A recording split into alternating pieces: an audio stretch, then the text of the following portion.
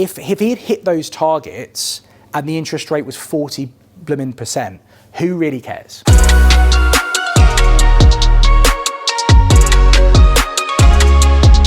Talking a little bit about development, because obviously that's what we're here to talk about as well.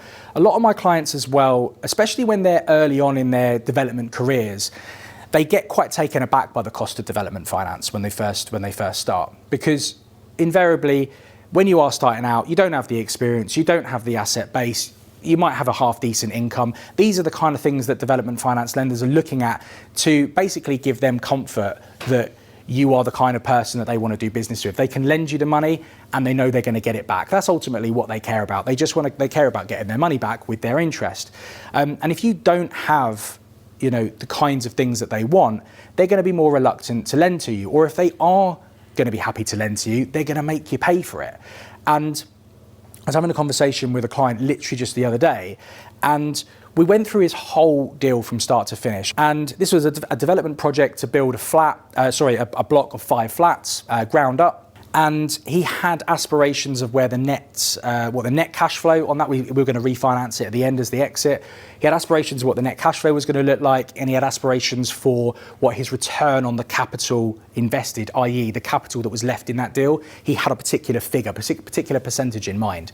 Now, we went through, we actually started from the back and worked our way forward on this. And by going through the finance that I put forward to him, and by looking at the refinance based on some of today's figures, we actually beat his net cash flow target, even with a stress-tested interest rate on the back end of 4%. So happy days.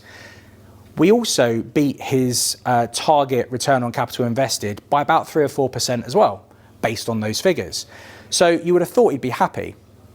No. First thing he came to me with was interest rates quite high. I'm like, 9%, mate. You literally have absolutely no experience whatsoever. It's a ground up development in South London. 9% is pretty darn decent. He then wasn't happy with the lender's arrangement fee.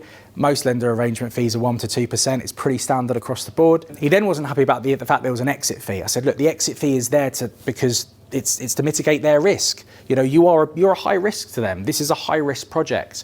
So he wasn't happy with that. And then the last thing was he wasn't happy with the lender's legal fee, which, bearing in mind he wants to borrow over £1 million, was only about 2.5 grand. And I sort of said to him, no, mate, that's decent. That's actually really, really good. Now, I do actually think he's going to go ahead with this deal because I think I convinced him that he needs to think about the bigger picture. But that's a great example of somebody that they actually, when they set their targets out of what they wanted to achieve from this first deal, they hit those targets. But we spent over an hour and 20 minutes on the phone, sort of arguing back and forth about interest rates, effectively. And to me, if he had hit those targets and the interest rate was 40%, who really cares? Who actually cares? It's all about the back end. It's all about what you want to try and get to. And then it's about focusing on those. And that is one of the biggest key traits that I see in the best developers that I work with. They actually don't give 2 hoots about the interest rate at all. As long as the entire deal stacks up. Look, it's my job to get my clients the cheapest lending that I possibly can within reason. But there are other things to take into account, like their circumstances, like the service that they're going to be able to provide, like the speed that sometimes they're going to be able to actually transact at. Because some of these cheap development finance lenders can take 3 or 4 months to get these things across the line. Often, your vendors are not going to stick around for that kind of time frame. They're going to, they're going to want to move on by then. So there are other things to take into account, but ultimately, the cost of the funds is irrelevant if the deal stacks up. And as I said, that for me is the winner. If you can get your head around that and you can stop focusing on the small stuff and look at the bigger picture, you're definitely going to be much more successful.